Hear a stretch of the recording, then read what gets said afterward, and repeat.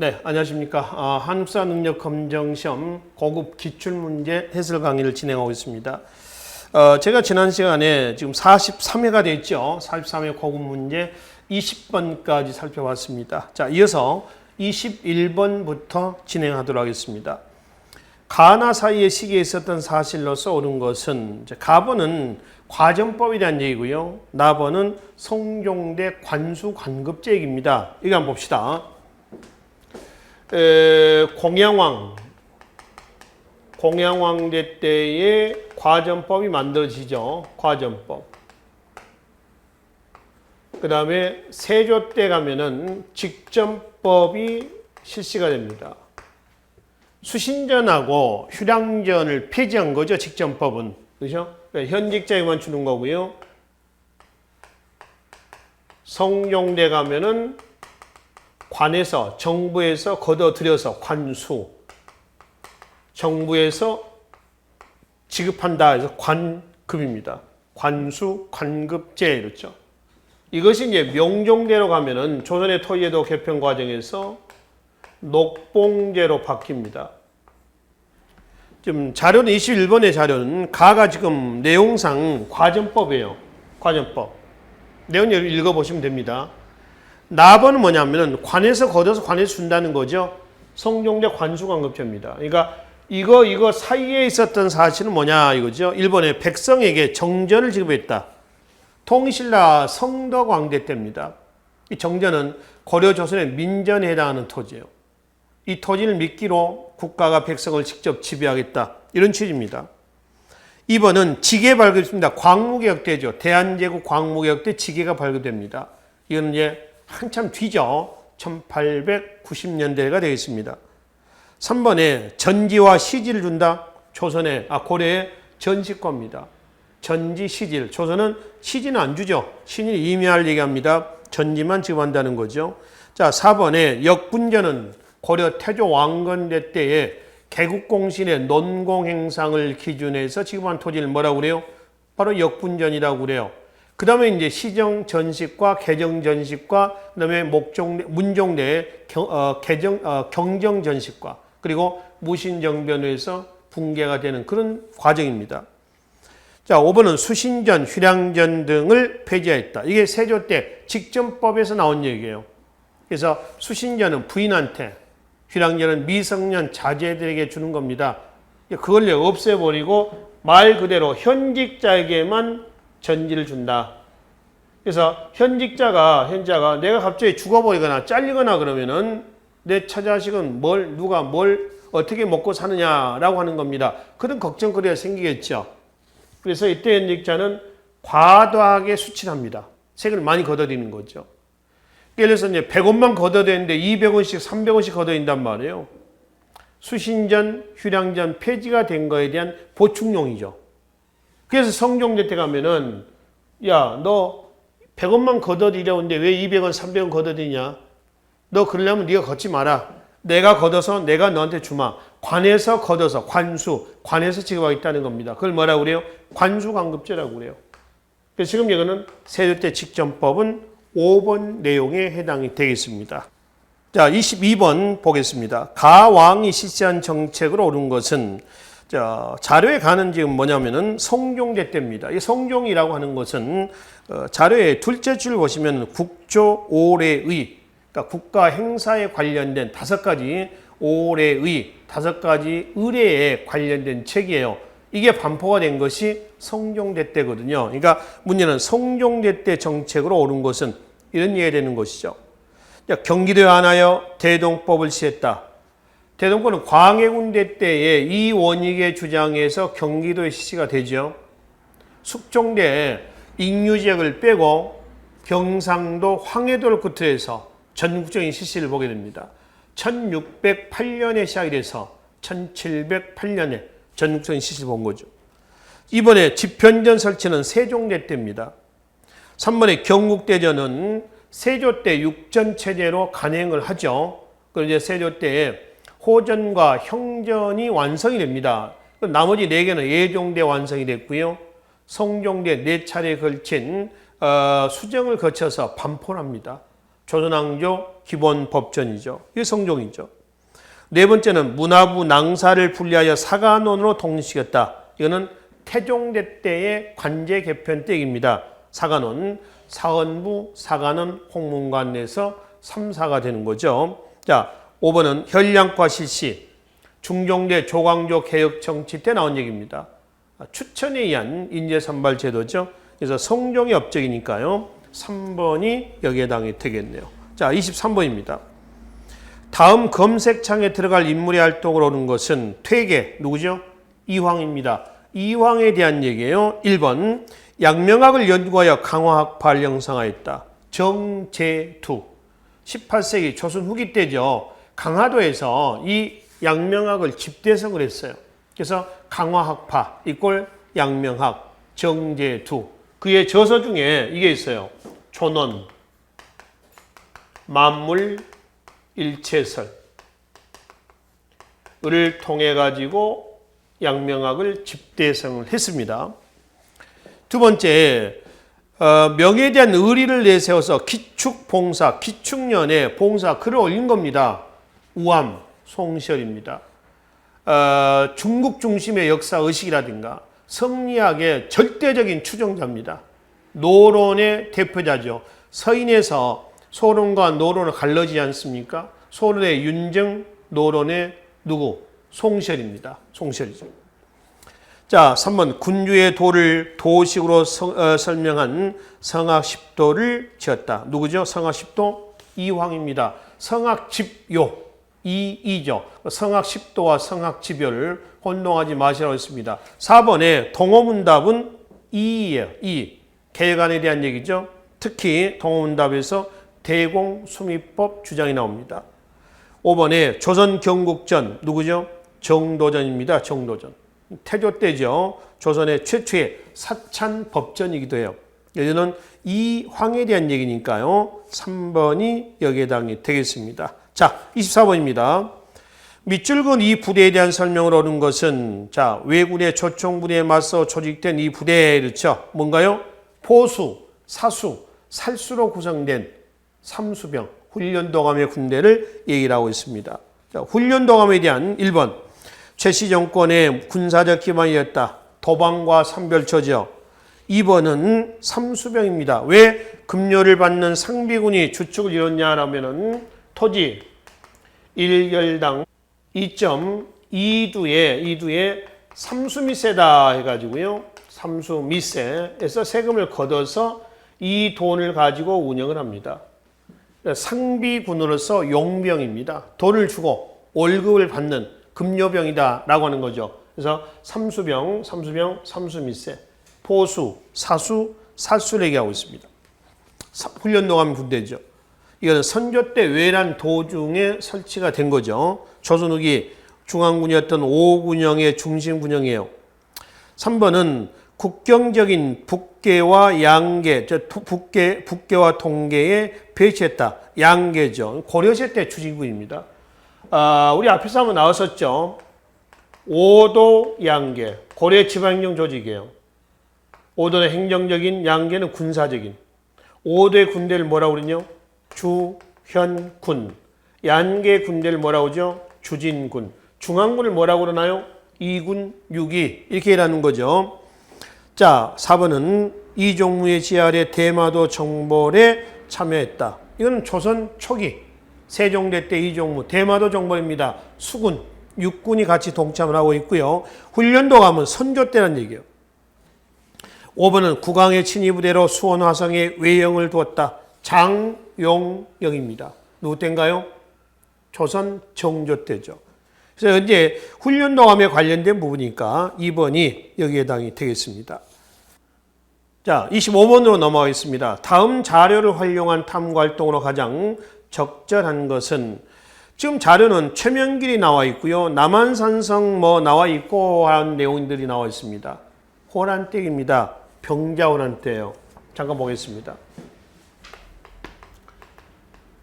호란은 두 번에 걸쳐서 이루어집니다. 1627년 국호가 있던 후금이에요. 정묘호란입니다. 정묘호란의 결과 양국과의 관계는 형제 관계가 맺어집니다. 형제. 그러고 나서 이제 1636년에 후금이 국호를 뭘로? 청으로 개칭합니다. 그 조선에 뭘 요구하죠? 군, 신 관계를 요구를 하죠. 여기에 대해서 주화, 주전, 즉 척화입니다. 화의하자라고 하는 누군가요? 최명길 등이 나와 있고요. 주전, 싸우자. 어떻게 오랑캐에게 신하가 될 수 있느냐? 라고 하는 겁니다. 그래서 이제 최명길, 김상은 대립을 하다가 결국 청나라 태종의 침략을 받아요. 그래서 먼저 피난간, 강화도로 피난간 왕실을 따라서 강화도로 가려고 했는데 길이 막혀. 그래서 어디로 가죠? 남한산성으로 들어갑니다. 남한산성 들어가서도 계속 대립을 합니다. 화해하자. 안 된다. 죽어도 좋다. 싸우자. 그러다 결국은 45일간 갇혀. 그래서 1637년에 정축년에 무릎을 꿇습니다. 정축화약이죠. 300구고두 지례라고 해서요. 큰절 3번 하고 9번 고개를 조아린다는 얘기입니다. 그래서 무릎을 꿇습니다. 자, 여하튼 남한산성 피난을 가고 병자호란이 되는 거죠. 그래서 청나라 태종의 침략을 받았습니다. 1636년. 남한산성 피난을 가려다가, 강화도 피난을 가려다가 남한산성으로 간 다음에 침략을 받았고, 그리고 병자호란의 결과 군신 관계가 맺어지는. 자, 순서가 이렇게 되는 거죠. 그래서 요 과정 얘기예요, 지금. 그러면 이 호란의 병자호란 전후의 과정을 보고, 자, 탐구활동으로 가장 적절한 것은 1번 삼별초의 이동 경로를 찾아온다. 고려시대 때 얘기죠. 항목운동 과정에서 어딘가요? 강화도, 진도, 제주도. 그래서 제주도에서 전원 토벌이 됩니다. 통신사는 일본과의 관계예요. 외란 이후에 통신사가 일본에 가죠. 3번 위화도해군은 1388년입니다. 조선 건국 과정에서 얘기해요. 네 번째 계약조는 계해년 1443년 세종대 때입니다. 일본과 제한 무역을 허용한 거죠. 삼포 대마도 토벌 이후에 일본하고 국교가 이제 재개가 된, 그러니까 삼포 외란 이후에 국교가 재개가 된 상황입니다. 다섯 번째 삼전도비의 건립 배경을 파악한다. 삼전도비 병자호란 이후에 군신관계를 맺고 청나라 태종의 업적을 새긴 비석을 지금 잠실 쪽에 있습니다. 송파구 잠실에 있죠. 삼전도비를 세워놓게 되는 겁니다. 이건 뭐에 관련된 얘기예요? 호란에 관련된 얘기죠. 그래서 호란에 관련된 사실은 5번이 여기에 해당이 되겠습니다. 26번입니다. 가에 해당한 설명으로 옳은 것은 현종 때 일어난 가에 대해 말씀해 주십시오 했더니 효종사후 인조의 계비 자의대비 복상기간 냈습니다. 이거는 애송 논쟁이에요. 애학에서 비롯된 2번에 걸친 애송 논쟁입니다. 이 점 보겠습니다. 효종이 죽고 효종 다음에 이제 현종이 등장하지 않습니까? 현종대 효종이 죽습니다만 현종대 때에 애학에서 비롯된 2번에 걸친 애송 논쟁이 서인과 남인 간에 걸쳐서 남인 간에 이루어집니다. 그러니까 1차 기해애송이 있고요. 기해애송. 2차 갑인애송이 있어요. 기해애송은 기해년입니다. 년대는 1659년으로 보시고요. 갑인애송은 1674년입니다. 그리고 기해송은 누가 죽었을 때냐 그러면은 효종이 죽었을 때고요. 갑인애송은 효종의 부인입니다. 인선왕후예요. 효종의 비가 죽었을 때 터진 겁니다. 즉 서인과 남인 간의 상복 입는 기간 문제를 놓고 일어난 논쟁입니다. 상복은 무슨 상복이냐면은 현종대 효종이 죽었을 때 효종의 계모가 살아 있었어요. 그 계모가 누구냐면 지금 나오는 자의대비란 얘기입니다. 성이 조씨였, 조씨. 그래서 조대비라고도 얘기를 해요. 자의대비인데요. 그럼 자의대비는 상복을 몇 년 입어야 되느냐라고 하는 문제거든요. 원래 왕실의 예법상 왕이 죽으면은 3년상을 입어야 되고요. 왕비가 죽잖아요. 그러면 1년상을 치러야 된다는 거예요. 당연히 효종이 죽었을 때 3년 상복을 입어야 되는데 서인은 1년만 입히자. 남인은 3년 입히자. 가비인의종 때는 서인은 9달만 입히자. 남인은 1년 입히자. 그럼 원래대로 한다면 3년, 1년이 채택이 돼야 돼요. 근데 서인은 1년 9달 주장합니다. 이때 서인이 1년 주장했던 것은 명분론에 근거한 거고요. 이때도 마찬가지입니다. 명분론에 근거한 거고요. 남인의 3년살, 1년살은 현실론에 근거한 조치예요. 여기서 이제 현실론은 뭐냐 이거지. 명분론은 뭐고. 즉 서인의 입장에서는 정통파 성리학자 서인의 입장에서는 효종은 장남이에요? 아니면 차남이에요? 차남이죠. 효종 앞에 왕이 누군가요? 인조 아닙니까? 인조 때 두 번에 걸친 호랑이 나왔던 거고요. 인조 다음에 효종이 등장을 해요. 원래는 소현세자가 왕위에 올라야 되는데 청나라에 끌려갔다가 이후에 병자호란에 끌려갔다가 돌아와서 2달 만에 암살이 돼요. 죽습니다. 그의 동생 복림대군이 둘째 복림대군이 효종에 즉위한다. 효종은 둘째 아들입니다. 그러니까 서인은 첫째도 아닌데 장남도 아닌데 무슨 3년이냐? 명분상 1년만. 장남의 마누라도 아닌데 무슨 1년 입히냐? 9달만 입히자. 그래서 명분론에 의해서 1년과 9달 주장했던 거죠. 근데 남인은 현실론의 입장에서 비록 효종이 차남이지만은 왕위를 계승했기 때문에 3년, 1년을 입어야 한다라고 하는 주장이죠. 1차 때는요. 1차 기해종 때는 서인의 1년살이 채택이 됩니다. 2차 때는 남인의 1년살이 또 채택이 돼요. 이 이후에 남인은 서인에 대한 처벌 문제를 놓고요. 청남, 탁남으로 또 분열돼요. 청남, 강경파, 탁남, 온건파. 누가 더 우세했냐면은 탁남파, 온건파가 더 우세합니다. 이때는 이제 한 번은 서인, 한 번은 남인의 주장이 채택이 되고 있었던 거예요. 이게 예속 논쟁입니다. 자, 그러면 26번은 가에 대한 설명을 온 것은 답 나왔죠? 2번이죠, 2번. 1번은 사화죠, 사화. 무호, 갑자, 기묘을사, 사화. 순서대로 기억하세요. 자, 3번은 누구죠? 광해군대 때입니다. 북인. 4번은 대윤, 소윤의 대립으로 했다. 이거는 뭐예요? 4대 사화 중에서 마지막 왕위 계승 문제 때문에 터졌던 을사사화예요. 명종 즉위하자마자 터졌던 거죠. 5번 선조댁입니다. 동인이 남인과 북인으로 분열되는 결과를 갖다 선조 때 서인의 정철의 건조의 문제를 놓고 동인이 강경파와 온건파 나눠집니다. 그 강경파가 뭘로? 바로 북인, 온건파가 남인이 되죠. 선조댁입니다. 예전에 2번 예속 논쟁에 대한 얘기라는 거죠. 자, 27번입니다. 밑줄근 이 왕의 업적으로 옳지 않는 것은 였습니다. 밑줄근 이 왕이 누구냐 했죠? 영조입니다. 그리고 이제 이 그림은 수문상 칠림 관역도라고 하는 그림이에요. 그러니까 뭐냐면 청계천 준설하고 있는 그 모습이에요. 그러니까 곡선 구간을 직선으로 하고 또 인구가 늘어나면서 벌목이 많아져. 그래서 나무를 잘라내니까 비가 많이 나오면 흙이 쓸려서 청계천을 밀려 내려온다는 거예요. 그래서 준설, 흙을 파내는 거죠.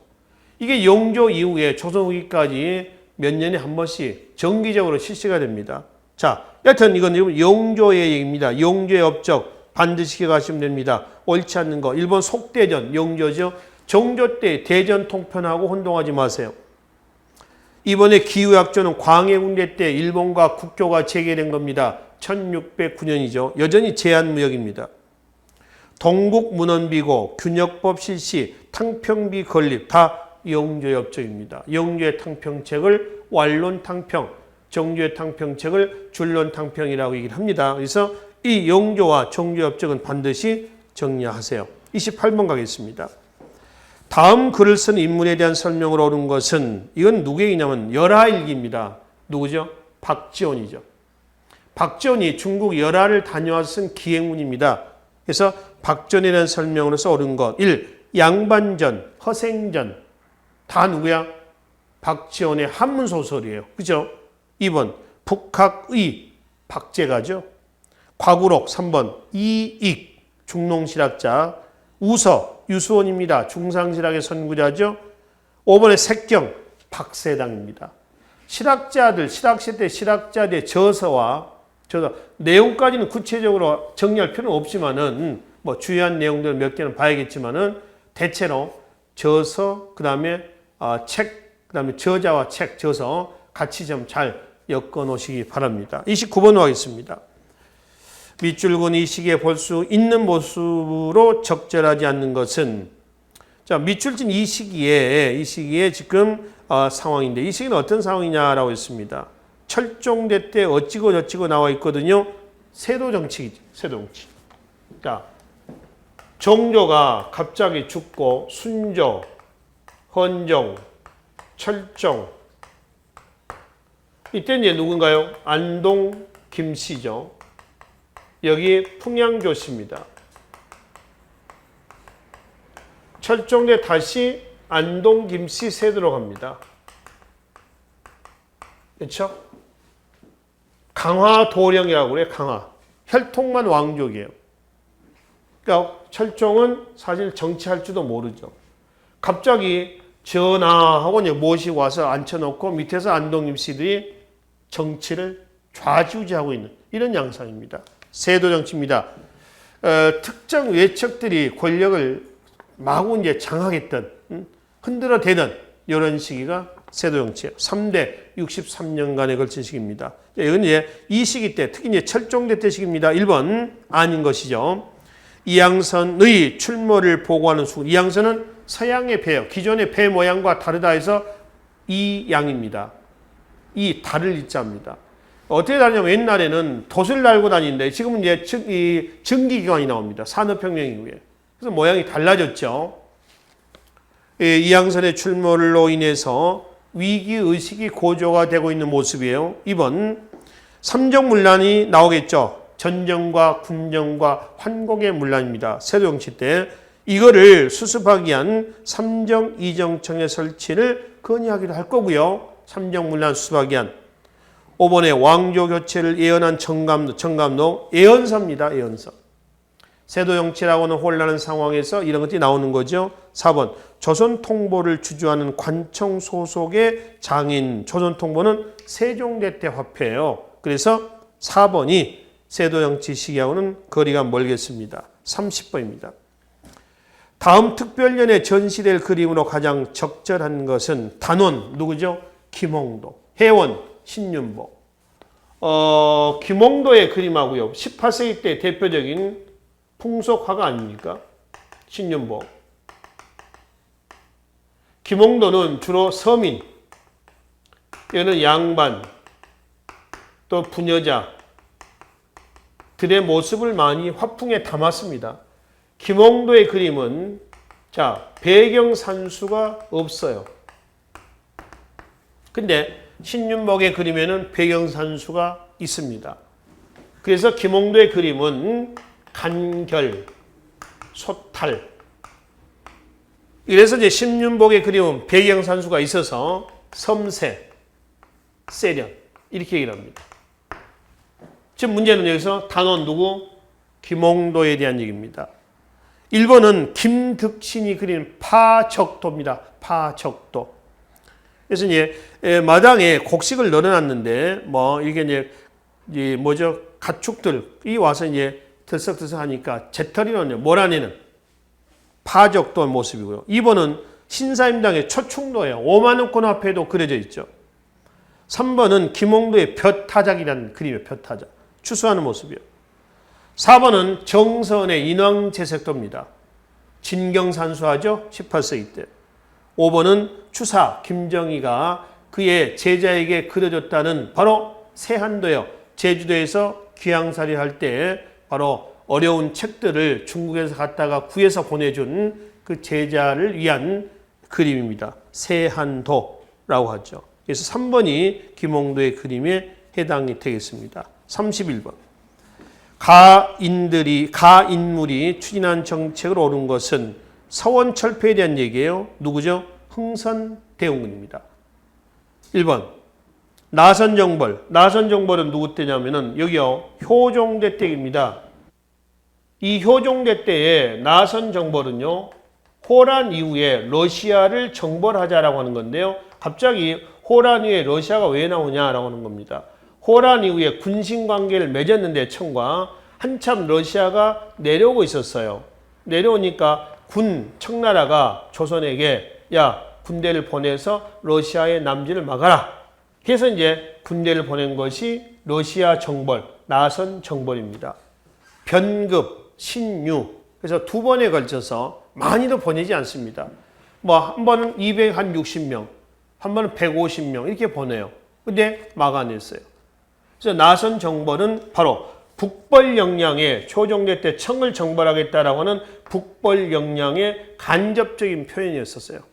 효종대 때 나선 정벌입니다. 두 번째. 백선정계비는 숙종대 때죠. 박권, 청나라 목국 등이라는 사람. 특히 백선정계비의 동의토문 서희암록 중에 토문에 대한 해석 예화를 놓고 한 말 간도 기속 문제가 대두가 됐다라고 일합니다. 신유박해는 순조 때입니다. 천주교 박해에서. 네 번째. 아까 이거는 앞에 영조 때의 법전 속대전과 정조 때의 대전 통편을 혼동하지 마시라고 그랬죠. 5번. 한국의 폐단을 시정하고자 사창제를 시했다. 흥선대원군이 삼정문란을 시정하게 한 민생 안정책에서 제시해 놓은 겁니다. 그래서 5번이 흥선대원군의 정책에 해당이 되겠죠. 32번으로 하겠습니다. 가 지역에 있었던 사실로 옳지 않는 것은 대동문, 을밀대, 부병루, 안악궁터 어디예요? 평양이죠. 평양. 그래서 평양에서의 사실로 옳지 않는 것은 1번 제1차 미소공동위원회 두 번에 걸친 미소공동위원회가 열립니다. 한국 민주주의 임시정부 수립을 위해서죠. 우리나라에서. 그 1차 미소공동위원회는 덕숭 석조전이에요. 그 다음에 두 번째 안창호가 민족교육을 위해서 대성학교를 설립하였다. 평양의 대성학교, 신민회에서 세웠던 민족교육기관입니다. 정주의 오산학교, 평양 바로 위에 정주가 되겠습니다. 3번 고무공장 노동자 강주령이 노동쟁이를 전개했다. 을밀대 지붕에 앉아서 이건 여러분들 일제강점기 때 가면은 소작쟁이라고 하는 그 단원이 나옵니다. 소작 노동쟁이. 그때 그 사진도 거기다 실어놨습니다. 참고하시고요. 1931년이에요. 네 번째, 제너럴 셔먼 소속 사건. 평양의 대동강에서 전소가 된 사건이죠. 이게 이제 1871년에 강화도를 미국이 점령하죠. 이걸 계기로 신미양요로 나옵니다. 조선물산장려, 물산장려 운동, 조만식, 평양입니다. 1922년에서 30년대 말이고요. 국제보상운동 하고 구분하시라고 했죠. 국제보상운동은 1907년 대구에서 서상돈, 양기탁을 중심으로 해서 전국적으로 확산됩니다. 국채 1,300만 원을 모으자라고 하는 거죠. 2, 3, 4는 4, 5는 바로 평양이 주무대고요. 1번은 서울 덕수궁에서 일어났습니다. 덕숭 석조전이에요. 자, 33번은 밑줄근 조약에 대한 설명을 옳은 것은 이거는 일본의 구로다와 조선의 신헌간에 체결됐다라고 했죠. 강화도 조약이에요. 1876년 우리나라가 외국과 맺은 최초의 근대적 조약이자 불평등 조약, 병자 수호 조약이라 하고요. 원래 명칭은 조일 수호 조규라고 얘기를 합니다. 조일 수호 조규. 1876년이에요. 자, 1. 방공령을 선포할 수 있는 조항을 명시했다. 이거는 조일 통상장정이에요. 조일 무역규칙을 1876년에 조일 무역규칙을 1883년에 개정한 것이 조일 통상장정인데 조일 통상장정에서 세 가지를 기억하셔야 돼요. 하나는 최혜국 조항이 들어가 있다라고 하는 것. 참고로 조일통상명령은 1883년이라고 했습니다. 조미소 통상조약의 영향을 받은 거예요. 1882년 조미소 통상조약이죠. 또 하나는 관세권 규정입니다. 이게 조미소 통상조약에 들어가 있었거든요. 그래서 일본이 조일 무역규칙을 개정을 한 겁니다. 여기다가 이제 지금 나와 있는 방공령, 선포, 근거, 규정을 마련했습니다. 미국 수출을 금지하려고 하면은 몇 달 전에, 한 달 전에 미리 통보해라 라고 하는 겁니다. 근데 1889년 함경감사 조병식이 미리 통보하지 않고 바로 선포하죠. 그래서 일본이 이거를 근거로 해가지고 왜 한 달 전에 하지 않았느냐? 철회해라, 사죄해라, 그리고 배상해라 해서 11만 원의 배상을 하게 된단 말이에요. 자, 메가다 재정고문, 이건 제1차 한일협약이요. 제1차 한일협약을 한일협정사라고도 그래요. 그래서 재정권을 담당했던 고문정책이 되면서 재정고문으로 누가 들어와요? 메가다 다네타라가 들어와. 이 1904년 8월입니다. 이게 제1차 한일협약이야. 그래서 재정고문 메가다가 들어와서 1905년에 일본 화폐로 바꾸는 화폐 정리 사업을 단행을 했던 것이죠. 3번. 외국에 대한 채무, 이거죠. 이 두 개는 조미소 통상조약에서 최초로 나온 거라고 했습니다. 특히 채국조항은 상대국에게 온갖 무역하는 데 특혜를 주는 것을 채국조항이라고 그래요. 이걸 제일 먼저 가져간 나라는 미국입니다. 82년이고요. 강화도 조약에는 이게 있다? 없어요. 어디에 있냐? 1883년 개정된 조일 무역 규칙을 개정한 조일 통상장정에 나와 있다라고 하는 겁니다. 아시겠죠? 부산 외에 두 곳 개항장이 설치되는 결과를 가져왔다. 강화도 조약이죠. 부산 1876년에 경제적인 목적, 원산 1880년 러시아 남진을 막기 위한 군사적인 목적, 그 다음에 1883년에 인천 정치적인 목적에서 개항이 됩니다. 5번. 1907년 네덜란드 헤이그 밀사 사건이에요.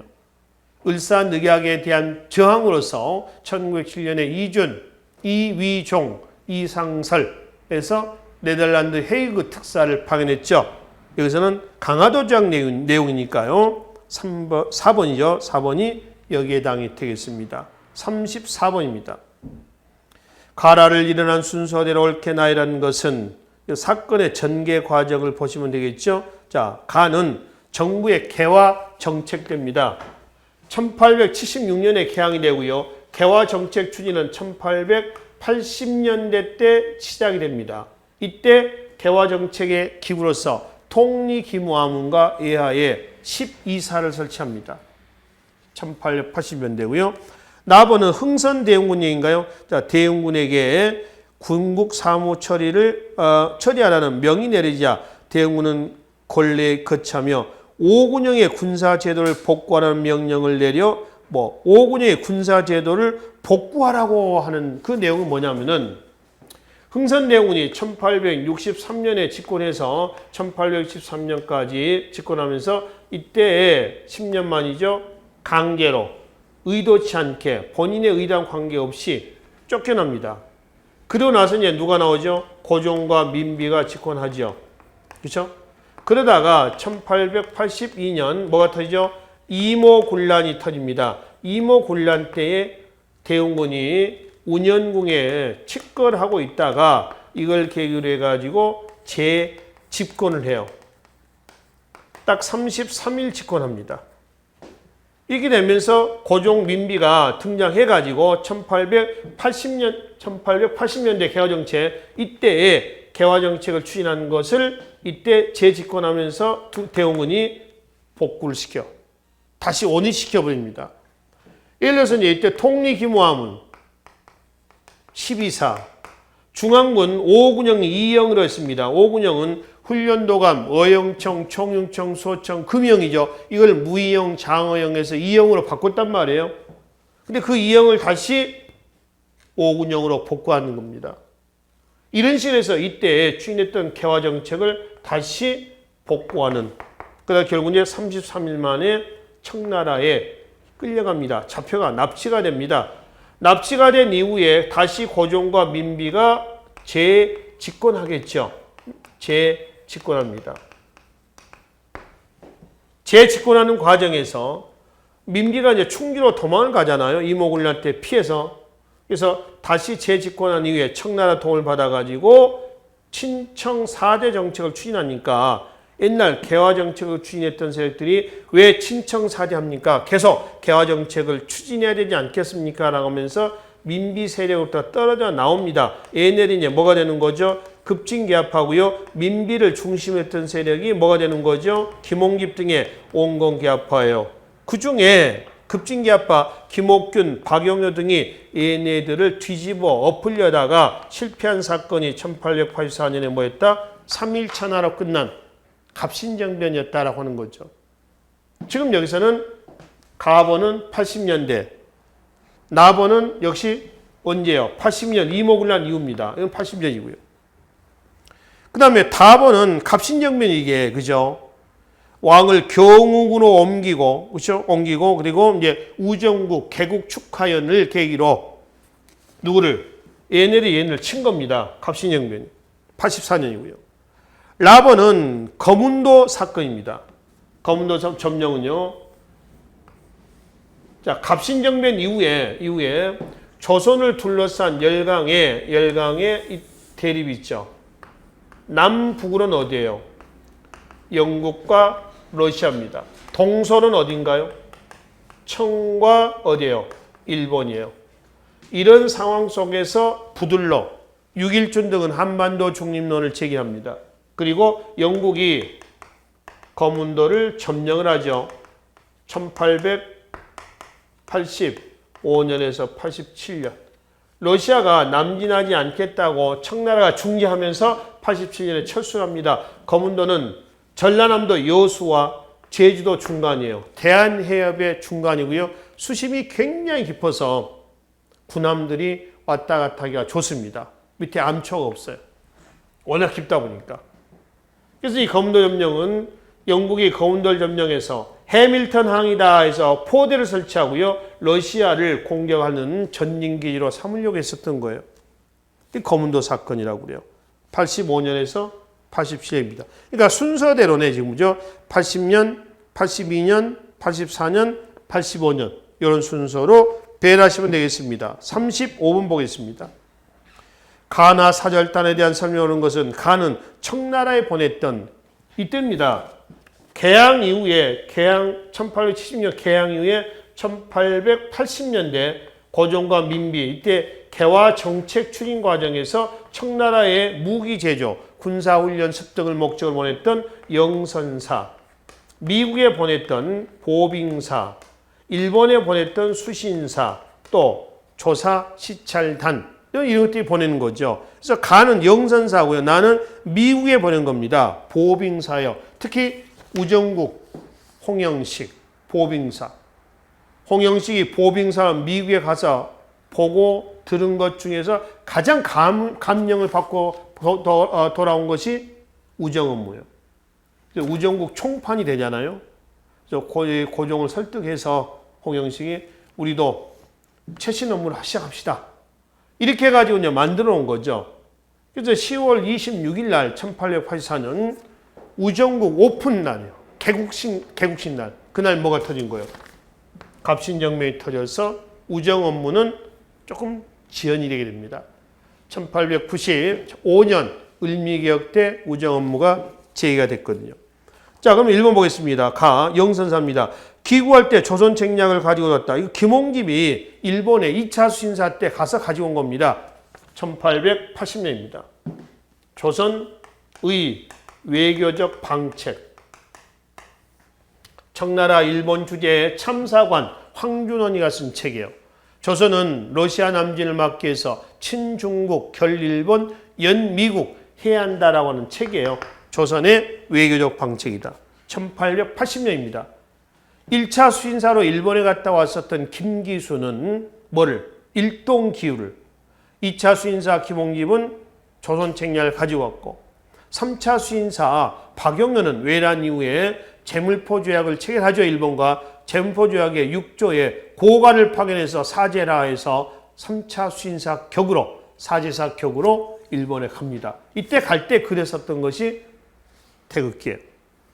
자, 두 번째, 무기 제조 공장인 기이창 설립의 계기를 마련했다. 이 기이창은 청나라에서는 이때요. 청나라에서는 개화운동의 일환으로서 청나라 개화운동을 양무운동이라고 그래요. 어디에서? 텐진에서 뭘 두고? 기기국 무기 제조 관청입니다. 을 두고 한참 양무운동을 하고 있었을 때 조선에서는 누굴 간다? 영선사를 보냈는데 1년 만에 돌아왔습니다. 재정 문제도 있고요. 유학자금 소금 문제입니다. 그리고 너무 실력을 따라가지 못했어요. 그래서 1년 만에 기국을 하고 나서 무기 제조 관청이었던 뭘 둔다? 기기창을 뒀다. 청나라 양문동에 기기국을 탑승한 것이다. 라고 일하는 것이죠. 자, 네 번째. 보빙사 해국도지 영원지략을 들여와 국내에 소개한 사람은 오경석입니다. 중인 오경석이죠. 박주수 양반 중인 오경석, 오경석 중인, 유대치 중인입니다. 그래서 중인들이 조선후기 때 가면 이 시기 때 가면은 사회 어떤 그 발전의 주역으로 성장을 하고 있습니다. 참고로 해국도지 영원지략은 청나라 사람이 쓴 서양의 과학 기술을 소개한 책입니다. 서계여와 위원이라는 사람이 쓴 책이죠. 5번. 가원하는 남의 사행타로 비밀리에 천만에 정부의 개화 정책의 일환으로서 합법적이고 공개적으로 파견한 거죠. 비밀리에 파견한 것은 아니었습니다. 그래서 2번이 바른 설명이 되겠습니다. 특히 영선사 귀국 이후에 이 영선사 귀국 이후에 정부에서 설치했던 관청 하나를 쓰라. 그럼 뭐라고요? 기기창, 무기 제조 관청이다. 기기창의 명칭은 청나라 개화운동이었던 뭐를 기기국을 탑승한 것이다 라고 보시면 되겠죠. 자, 36번 가겠습니다. 가식에 있었던 사실을 옳은 것은 동학농민운동의 전개 과정에 대한 얘기입니다. 첫 번째는 고부 백산 봉기, 두 번째는 전주 황토현 전투, 이기 때입니다. 동학은 제1기 고부 밀란식이라고 그러죠. 고부 군수 조병갑의 행포 착취에 따른 반발이에요. 제2기 동학운동의 뭐라고 하죠? 절정기라고 그래요. 전주 황토현 전투가 나옵니다. 전주 황토현 전투는 전라 감영군을 격파한 거예요. 동학군 승리입니다. 그 다음에 전주성을 점령하지 않고 한 발짝 물러서서 전열을 재정비합니다. 그러다가 경군이 내려옵니다. 중앙군. 그걸 장성, 황룡천 전투에서 홍계훈이가 이끌었던 경군, 중앙군마저 격파시켰어요. 완전히 관군을 치자 정부에서는 청군을 요청해서 동학을 진압하려고 합니다. 근데 청군이 이제 1894년 5월 5일 날 아산만으로 들어오니까 갑신정변의 결과 체결했었던 청과 일본 간에 체결했던 텐진조약을 근거로 일본군이 5월 9일 날 인천으로 또 들어와요. 텐진조약은 갑신정변의 이듬해 1885년 청과 일본 간에 체결한 조약인데요. 넉 달 이내 공동 철수, 공동 파병하자고 했어요. 이때 이제 청군을 요청했었을 때 일본이 자동 개입합니다. 텐진조약을 근거로. 그래서 양국 군대가 들어와서 첨예하게 대립을 하니까 동학군과 정부는 외세 개입을 원치는 않죠. 그래서 전주에서 패전계간 12개 조의 화의를 맺어요. 12조가 되겠습니다. 이거를 실천하기 위한 동학의 제3기 뭐라고 하죠?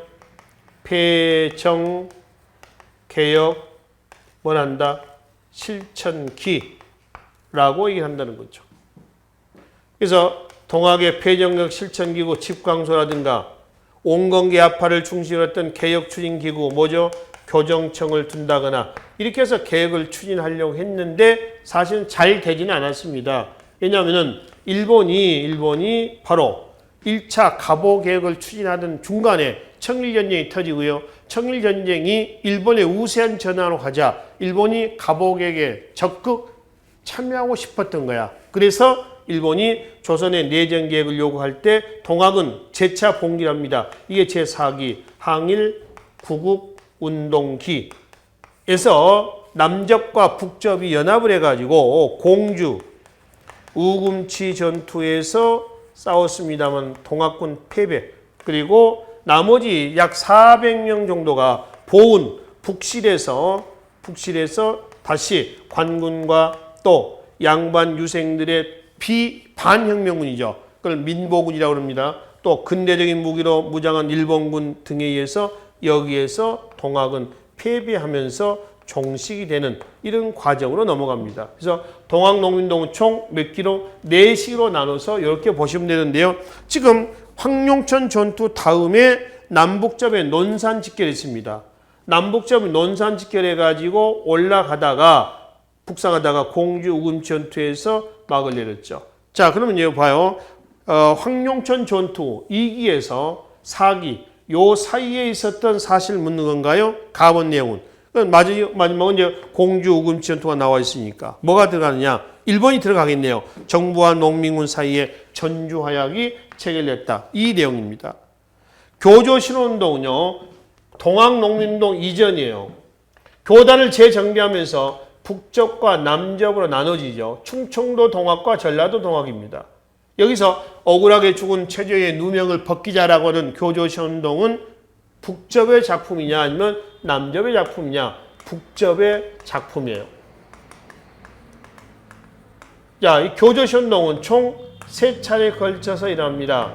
1차 삼내 집회, 삼내 공주 집회, 2차 서울 궁궐 앞에서 복합상소, 3차 보훈 집회. 3번에 걸쳐서. 그런 이제 동학농민운동 1, 2, 3, 4기. 순서가 이렇게 간단 말이에요. 3번과 4번과 5번은 순서가 5, 4, 3 이 순서입니다. 5번 먼저 봅시다. 전봉준이 농민을 이끌고 고부관할을 시켰다. 고부밀란입니다. 두 번째, 사태순리에서 이용태가 안핵사로 파견됐다. 고부밀란 이후에 이용태가 들어온 거죠. 농민군이 황토현 전투에서 관군에 승리했다. 전주 황토현 전투죠. 전라 감영군, 그 다음에 중앙군, 그 다음에 전주화약, 그 다음에 폐전객시전기, 그 다음에 마지막 항일 국운동기로 넘어가는 거죠. 순서가 그런 흐름이에요. 여기서는 1번이 가번 사이에 들어가야 적절한 사건의 전개 과정이 되겠다는 겁니다. 37번입니다. 밑줄군 의병에 대한 설명을 하는 것은, 자, 밑줄 친 의병 했을 때는 지금 유인성 얘기가 나와 있습니다. 몇 차 의병이냐면은 1차 을미의병이에요. 특히 밑줄진 분에 보면은 그러면은 그 복수였어요. 복수 보형을 기치로 압도적인 어떤 그 의병 세력들을 모아가지고 팔도의 유림들을 모아서 의병을 일으켰다 그랬습니다. 국모의 원수를 갖고 누구예요? 명성황후죠. 민기시의 사건입니다. 1895년 8월 20일 밀미사변. 누구의 작품인가요? 일본의 작품입니다. 그래서 이제 이것이 발단이 되고요. 을미개혁 때에 단발령이 발단이 된 것이 뭔가요? 1차 을미의병이다라고 하는 거죠. 문제는 1차 을미의병입니다. 1. 단발령 시행에 반발하여 봉기했다. 맞죠? 2번. 민종식 이끈 부대가 충주성을, 홍주성을 점령하였다. 이건 2차 을사병입니다. 민종식, 최익현, 또 평민의병장이었던 신돌석 등이 등장하죠. 3번은 국제법상 교전단체로 승인할 것을 요구했고요. 4번 의병부대가 연합하여 서울 진공작전을 전개했다. 이건 군대 해산 이후예요. 군대 해산이 언제죠? 1907년입니다. 1907년 정민연의 정미 7조약 또는 한일 친협약이죠. 이거에 의해서 군대 해산이 이루어지거든요. 자, 그래서 보겠습니다.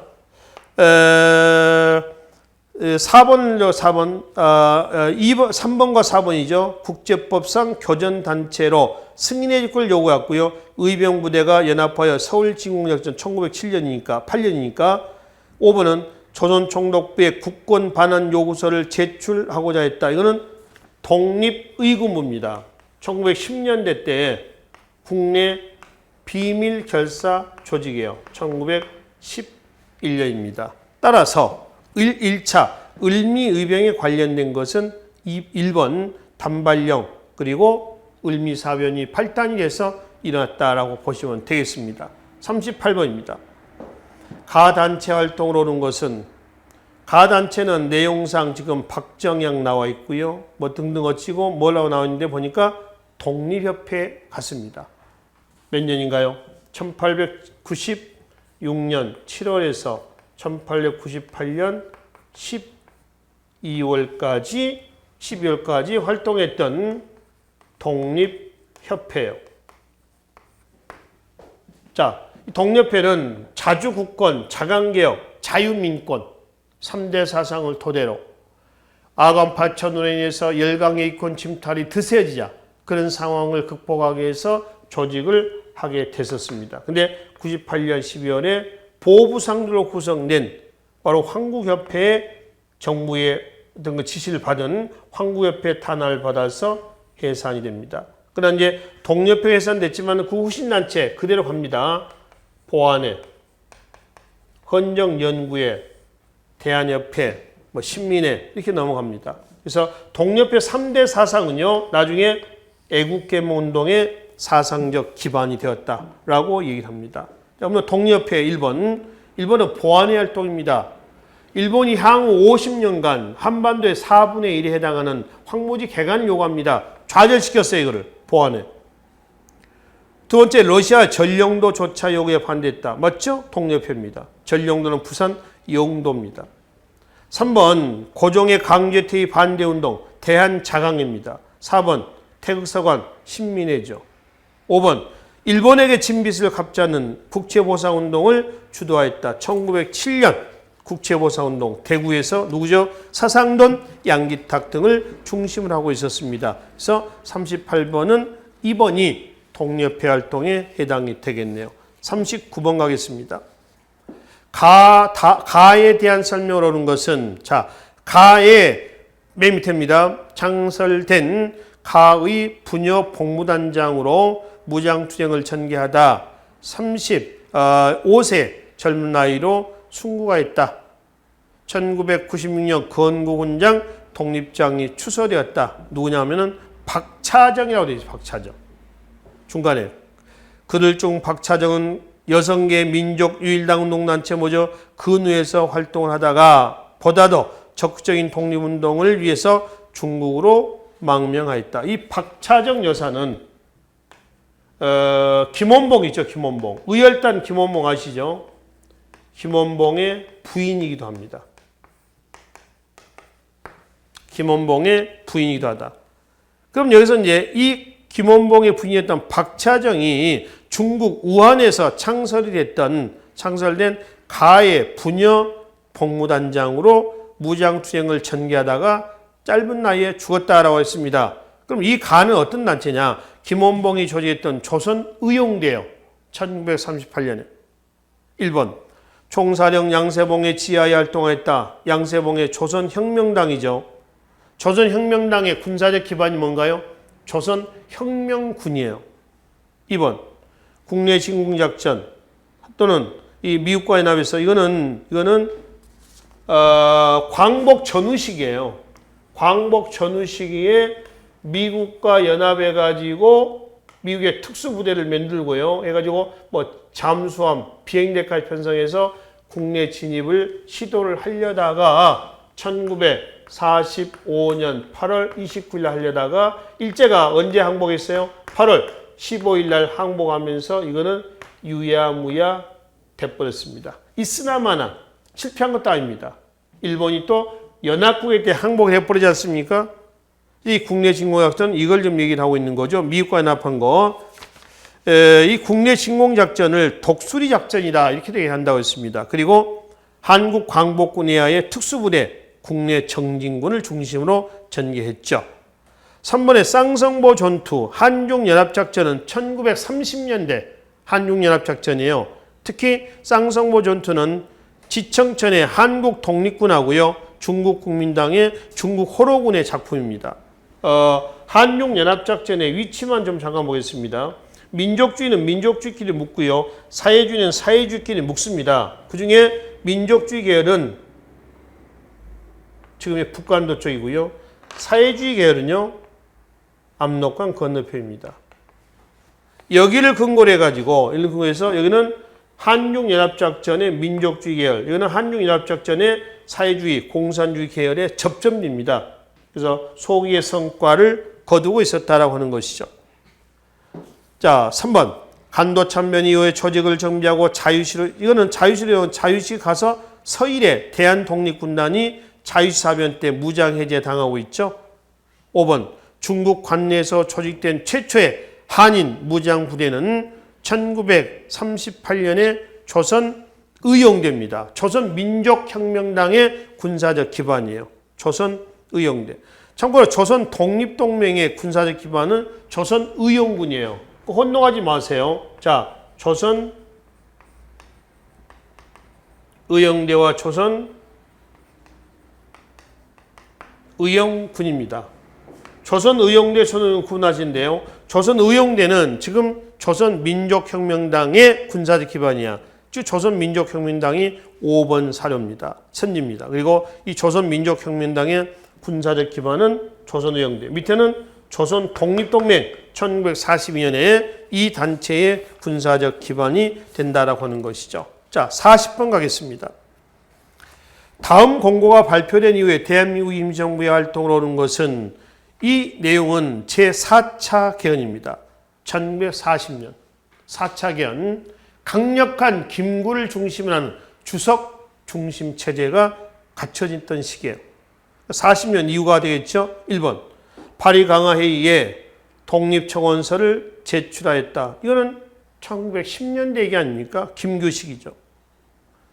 2번, 삼균주의 바탕을 둔 건국강령을 발표했다. 41년 조소왕의 삼균주의입니다. 개인과 개인 간의 균등, 국가와 국가, 민족과 민족 간의 균등을 얘기를 하는 거죠. 이거 대한민국 임시정부 4차 개헌 다음해 아닙니까? 다음해. 3번, 1923년이죠. 육군주만 참의소. 4번, 1923년입니다. 국민대표회의 어디에서? 상하이에서. 근데 결렬됐죠. 창조파 그리고 현상유지파. 현상유지파는 물론 이 국민대표회는 참여하지 않습니다. 개조파. 자, 개조파와 창조파가 대립하면서 결렬되고 이 두 세력은 상하이를 떠나버렸어요. 그래서 2차 개헌 이후에 소집된 국민대표회의 결렬 이후에 2차 개헌으로 성립된 내각제는 의아무야 돼버렸어요. 그런 이제 27년에 이 집단 지도체제로 바뀌게 된 것이죠. 자, 5번은 임시사로 편찬회. 이거는 1919년에서 19년 7월에서 9월 잠깐입니다. 대한민국 임시정부에서 한일 관계 사립을 간행을 하기도 했습니다. 그래서 40번은 바로 1940년 4차 개헌 이후의 사실을 바르게 고른 것을 그러면 몇 번? 2번이 여기에 해당이 되겠다라고 하는 겁니다. 그래서 기출문제 고급 43회는 40번까지만 마무리하고요. 41번 이후는 다음 시간에 마무리하도록 하겠습니다. 수고하셨습니다.